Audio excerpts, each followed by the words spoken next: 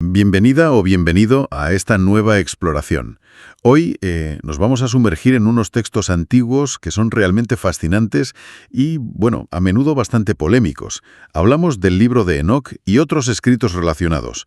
Tenemos material de varias fuentes, traducciones académicas como la de R.H. Charles, también fragmentos del libro de los gigantes encontrados en Qumran y, bueno, análisis que recogen otras tradiciones como el Testamento de Salomón presentados por Jay Winter. La idea es desentrañar un poco las claves, las historias, el contexto de estos escritos, a ver qué secretos guardan y por qué han sido, digamos, tan influyentes para unos y tan rechazados por otros. Vamos a intentar analizarlo a fondo. Exacto. Vamos a explorar desde, ángeles caídos y sus descendientes, los gigantes, hasta visiones cósmicas, viajes por cielos de infiernos y profecías sobre el juicio final. Intentaremos entender por qué estos textos, que en su mayoría están fuera del canon bíblico que conocemos, han capturado tanto la imaginación y generado, tanto debate durante siglos. A ver qué nos dicen las fuentes sobre su origen, su mensaje, el impacto que tuvieron. Vale, para empezar a situarnos un poco, ¿qué es exactamente el libro de Enoc? Porque, como decías, no está en la Biblia, que casi todo el mundo tiene en casa, ¿no? Correcto. Pertenece a lo que se suele llamar literatura apócrifa o pseudoepigráfica. A ver, apócrifo al principio significaba oculto. Ah, oculto. Sí, quizás se refería a textos con enseñanzas, digamos, más esotéricas o que no se leían públicamente en el culto, ¿sabes? Como sugería Orígenes. Lo que pasa es que con el tiempo, la palabra cogió una connotación más negativa. Claro. Señalando textos de autenticidad o doctrina dudosa, al menos para ciertas tradiciones. Y ojo, que la clasificación varía, ¿eh? En el mundo protestante, apócrifa suele referirse a libros que estaban en la Septuaginta, la traducción griega, pero no en el canon hebreo que se fijó después. Entiendo. La tradición católica los llama deuterocanónicos y sí los considera parte de las Escrituras. Pero el libro de Enoc, hoy por hoy, no está en ninguno de estos grupos principales. ¿En ninguno? Bueno, con una excepción importante. Sí es canónica para la Iglesia Ortodoxa etíope Teoajedo. Ellos sí lo incluyen. Qué curioso. ¿Me lloras la controversia, la polémica? ¿A qué se debió principalmente? Has dicho que incluso se condenó. Pues sí. El punto más conflictivo fue sin duda su narración tan detallada sobre los ángeles caídos, los llamados vigilantes. Los vigilantes, sí. Y su unión con mujeres humanas de la que nacieron los gigantes. Fuentes como la que mencionas de Winter recogen como figuras importantes de la Iglesia, como Filastro, ya en el siglo IV lo tacharon directamente de herejía. Mayo. Y antes, en el siglo II, el rabino Simeón ben Yochai llegó a maldecir a quienes creyeran en esa historia. Así que hubo una oposición muy fuerte. Claro, ¿y eso llevó a qué? Pues a que el libro fuera denunciado, prohibido y en gran medida que se perdiera en Occidente. Desapareció durante casi 1000 años. 1000 años. Es increíble, ¿no? Que un texto que parece que tuvo cierta influencia al principio casi se esfumara. ¿Cómo se recuperó? Pues mira, sobrevivió gracias a que se conservó en Etiopía, traducido a una lengua antigua, el ge'ez. Ah, ¿en Etiopía? Sí, y fue un viajero escocés, James Bruce, quien trajo copias a Europa en el siglo XVIII. Ahí se redescubrió para el mundo académico occidental. Pero el gran impulso para su estudio vino mucho después. ¿Cuándo? En el siglo XX, con los rollos del Mar Muerto. Allí aparecieron fragmentos en arameo. En arameo, o sea, quizás la lengua original. Posiblemente sí. Y el trabajo de J.T. Milik en 1976, que compiló y tradujo esos fragmentos, fue, crucial para entenderlo mejor. Y es interesante, ¿eh? Porque a pesar de esa condena posterior que comentamos, varios padres de la Iglesia primitiva, de los primeros siglos, conocían y en algunos casos valoraban las ideas de Enoc. Ah, sí. ¿Quiénes, por ejemplo? Pues mira, Justino Mártir, Atenágoras, Ireneo, Clemente de Alejandría, Tertuliano, Orígenes. Hay referencias en todos ellos a las doctrinas sobre ángeles caídos, demonios, que son tan centrales en Enoc. Eso demuestra que circuló y tuvo su peso al principio. Entendido el recorrido histórico y la polémica, vamos ahora al meollo, al mensaje. ¿Cuál es la idea central de estos textos, de esta literatura apocalíptica como Enoc? La introducción de Charles hablaba de esperanza frente a la desesperación. Efectivamente. Este tipo de literatura, la apocalíptica, suele surgir en momentos de crisis, de persecución o cuando hay una sensación muy fuerte de injusticia en el mundo. Como que el mundo va mal. Eso es. Los autores de Enoch, como apunta Charles, parecen ver el mundo como un lugar dominado por la maldad, la opresión, donde los justos sufren y los malos prosperan. Y no ven una solución aquí en la Tierra, ¿sabes? No confían en el poder humano para arreglarlo. Así que su esperanza se proyecta hacia el futuro, hacia una intervención divina, pero radical. ¿Radical en qué sentido? En el sentido de que creen que Dios mismo va a intervenir para destruir este orden mundial corrupto y establecer un reino nuevo y justo. De hecho, el libro empieza justo con esa idea, ¿eh? A ver. Dice algo así como: las palabras de la bendición de Enoc, con las que bendijo a los elegidos y justos que vivirán en el día de la tribulación, cuando todos los malvados e impíos serán eliminados. O sea, empieza fuerte. Sí que empieza fuerte. El día de la tribulación. Suena intenso. ¿Cómo describen ese día, ese juicio divino? Pues se presenta como la hierada de Dios, llamado el Santo Grande, el Señor de los Espíritus, de una forma majestuosa, pero también temible. Temible. Sí, descenderá sobre la tierra, recuerdan un poco la aparición en el Sinaí, con tanto poder que causará un pavor universal. Dicen, todos serán golpeados por el miedo, incluso los ángeles poderosos. Los vigilantes temblarán. O sea, un impacto cósmico. Totalmente. La propia naturaleza se altera. Las altas montañas serán sacudidas, se derretirán como cera ante la llama. Es un juicio a escala cósmica, como dices. Los pecadores, los impíos, sobre todo los opresores, los reyes que confiaron en su poder y no en Dios, serán juzgados por todo lo que hicieron y dijeron. ¿Y qué les espera? Pues la destrucción, el tormento, hablan de prisiones eternas, de fuego, de oscuridad, como ese abismo de Dudael para Azazel. Describen su humillación, su arrepentimiento, pero ya tarde ante el Señor de los Espíritus. Vale, un panorama bastante oscuro para unos, pero decías también había esperanza para otros, para los elegidos y justos. ¿Qué les prometía Enoc a ellos? Claro, esa es la otra cara de la moneda, fundamental. Para los justos, los que han sufrido pero han mantenido la fe, el mensaje es de consuelo, de vindicación. ¿De qué forma? Dios hará la paz con ellos, los protegerá, tendrá misericordia, serán bendecidos, prosperarán, recibirán luz, sabiduría, heredarán una tierra renovada. Una nueva tierra. Eso es. Y vivirán vidas largas, en paz, con alegría, sin pecado ni sufrimiento. Es un dualismo muy marcado. Juicio terrible para los malvados, pero salvación y recompensa para los justos. Esa es la columna vertebral de Enoc. Entremos ahora en una de las partes más famosas, ¿no? La historia de los ángeles caídos, los vigilantes, que ha dado para mucho en la cultura popular. ¿Qué cuentan exactamente las fuentes sobre ellos? Pues sí, ambas fuentes, tanto Charles como Winter, detallan bastante esta historia, que es como una ampliación de lo que apenas se insinúa en Génesis 6. Ajá. Cuentan como un grupo de ángeles, hijos del cielo o vigilantes, liderados por figuras como Semiaza, desearon a las mujeres humanas. Vieron que eran hermosas, dice Génesis. Exacto. Y decidieron romper las reglas cósmicas, bajar a la tierra. Concretamente mencionan el monte Hermón, donde hicieron un pacto, juraron cumplir su plan. Eran 200 líderes, según el texto, los que empezaron esta transgresión en los días de Jared.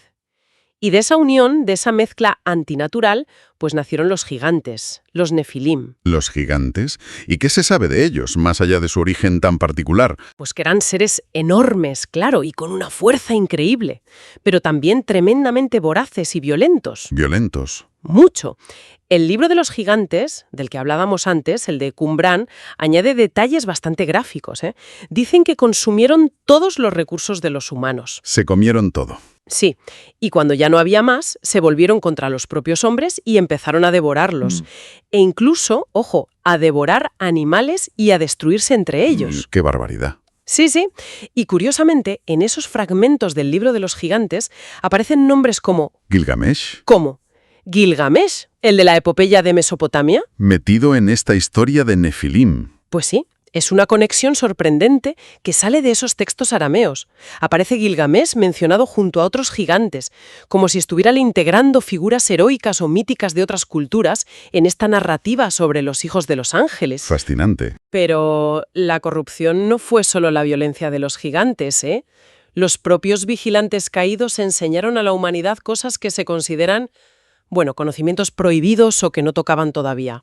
¿Conocimientos como cuáles? Pues secretos de hechicería, astrología, el arte de la guerra, la metalurgia para hacer armas, cosméticos para seducir. Ostras, cosméticos también. Sí, incluso la escritura. Algunos fragmentos la ven como algo negativo, como un vehículo para facilitar el pecado. Azazel es señalado como el gran corruptor. Es interesante cómo atribuyen no solo la violencia, sino también ciertos avances técnicos o culturales a una fuente corruptora. Quizás refleja una cierta ansiedad sobre de dónde viene el conocimiento y el poder humano, ¿no? Claro, tiene sentido. Entonces, según esta visión, el mal a gran escala no es solo cosa nuestra, de los humanos, sino que hay un catalizador sobrenatural. Exactamente. Aunque una cita de Charles Tabumet dice algo así como que el hombre por sí mismo ha creado el pecado, la intervención de los vigilantes y la introducción de ese conocimiento prohibido fue lo que desató, una espiral de corrupción y violencia que contaminó todo. Y claro, la gente y la tierra clamarían al cielo, ¿no? Justo. El clamor de los oprimidos y de la propia tierra llegó hasta el cielo, pidiendo justicia. ¿Y cuál fue la respuesta desde arriba a todo ese caos? Pues los arcángeles principales, Michael, Uriel, Rafael, Gabriel, actuaron como intermediarios, le presentaron el caso a Dios. Y la sentencia fue Inmediata y muy dura. A Rafael se le ordena atar a Azazel y arrojarlo a la oscuridad en el desierto de Dudael, hasta el juicio final. A Gabriel, incitar a los gigantes a luchar entre ellos para que se destruyan mutuamente. que se mataran entre ellos. Sí. Y a Michael, encadenar a Semiaza y a sus seguidores en los valles de la tierra durante 70 generaciones, hasta que sean lanzados al fuego eterno. Y un detalle importante que subraya Enoc: los espíritus de los gigantes muertos se quedarían en la tierra como demonios para seguir haciendo daño. Vaya. ¿Y Enoc qué papel juega en todo esto? Porque el libro lleva su nombre. Pues Enoc tiene un papel crucial como mediador. Los vigilantes caídos, ya sea por miedo o arrepentimiento, le piden que interceda por ellos ante Dios. Que pida clemencia. Eso. Enoc hace un viaje visionario al cielo para presentarles la petición, pero la respuesta de Dios es un no rotundo. El juicio está decidido. ¡Qué duro! Sí. Y Enoc tiene que volver y comunicarles la sentencia, y además reprenderles muy duramente por su traición y por todo el mal que han causado. Entiendo. Y más allá de estas interacciones con ángeles y con Dios, gran parte del libro, has dicho, son las propias visiones de Enoc, sus viajes. Sí, secciones enteras, como el libro de los vigilantes o las parábolas, describen los viajes de Enoc. Viajes extáticos, ¿sabes? Guiado por ángeles, recorre los cielos, los confines de la tierra, incluso los lugares de castigo. Le revelan secretos del cosmos, del destino. ¿Y qué tipo de lugares ve? Has mencionado prisiones de fuego. Sí, ve lugares asombrosos y terribles. Montañas cósmicas de piedras preciosas, una que parece el trono de Dios. Prisiones ardientes para estrellas, que serían ángeles, desobedientes. Un abismo de fuego aún peor para los líderes caídos. ¡Madre mía! También lugares bajo tierra donde esperan las almas hasta el juicio, separadas según si fueron justas o pecadoras. Ve el jardín de la justicia, el paraíso, con árboles increíbles como el árbol de la sabiduría. Y los confines de la tierra, con puertas por donde salen las estrellas, los vientos, la lluvia. Y el ángel Uriel le explica cómo funciona todo eso. Y llega a ver a Dios mismo, a la divinidad. Tiene visiones del trono de Dios. Lo describe con un lenguaje de majestad, de temor. Cristal, fuego, llamas, ríos ardientes. Ve a los ángeles más cercanos al trono. Serafines, querubines, ofanines, multitudes y multitudes de ángeles. Una imagen potente. Mucho. Contempla a la gran gloria, sentada en el trono. Y también a figuras clave para el final de los tiempos. El anciano de días, que sería Dios Padre, y una figura central, el Hijo del Hombre. El Hijo del Hombre, que suena mucho al Nuevo Testamento. Exacto. Aquí aparece como una figura que ya existía antes, destinada a ser el juez del mundo, la luz de las naciones, la esperanza de los justos. Y en un momento cumbre de las visiones, el propio Enoc parece ser elevado e identificado con esta figura mesiánica. Qué complejo. Es una cosmología muy rica, muy detallada. Mencionaste también secretos sobre cómo funciona el universo. Sí, correcto. Hay una sección, el libro astronómico o libro de las luminarias celestiales, que es fascinante. Detalla un calendario solar de 364 días. Ah, un calendario propio. Sí, y explica los movimientos del Sol y la Luna a través de puertas en el cielo, cómo rigen las estaciones, la duración del día y la noche. Describe los ángeles que gobiernan cada fenómeno, el viento, el mar, la escarcha, el rocío, la lluvia. E incluso habla de un juramento secreto, un juramento cósmico muy poderoso que mantiene todo el universo en orden, bajo el control de Dios. Está claro que, aunque quedara fuera de la mayoría de los cánones, Enoc dejó una marca importante. Sin duda, ya hemos visto la influencia en los primeros padres de la Iglesia. Pero es que hay ecos muy notables de sus ideas, ángeles, demonios, el juicio, el Hijo del Hombre, en el propio Nuevo Testamento. Sí, ¿dónde, por ejemplo?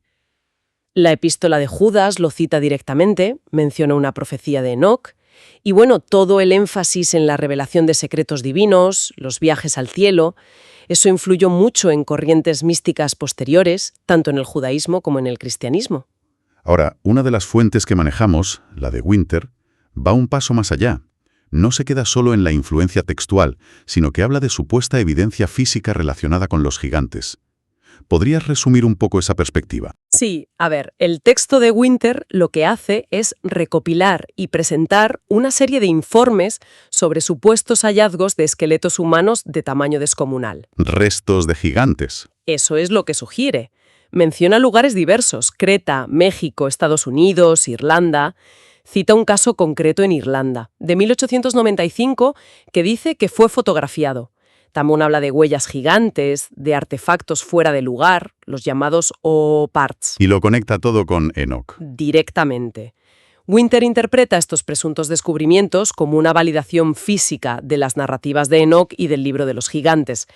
Y añade la idea de que estos hallazgos a menudo son ocultados o desacreditados por la ciencia oficial. Entiendo. Es importante decir, claro, que esta interpretación sobre evidencia física es la que presenta esta fuente en particular y no tiene aceptación en la comunidad científica mayoritaria, ¿eh? Hay que dejarlo claro. Por supuesto.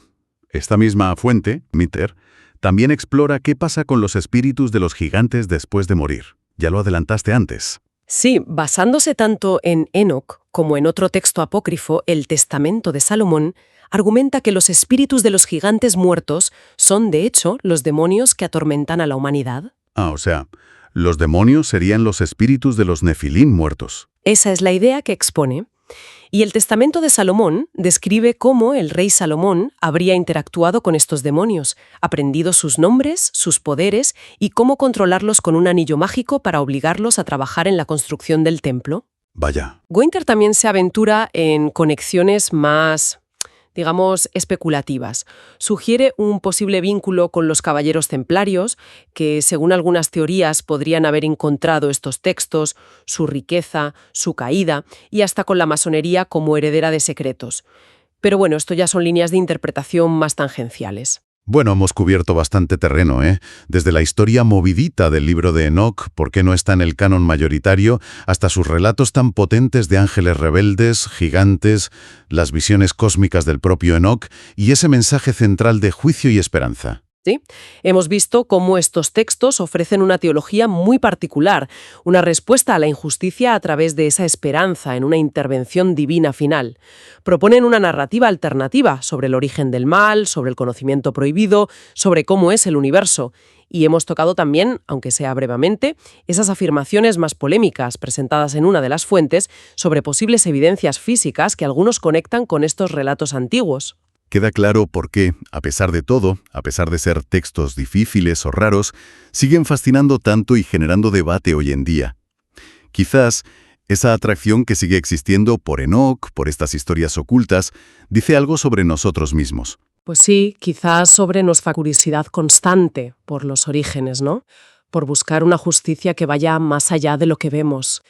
Y por esa posibilidad siempre latente de que existan otras realidades, otros seres, otros conocimientos que se escapan a nuestra comprensión habitual, a los relatos oficiales.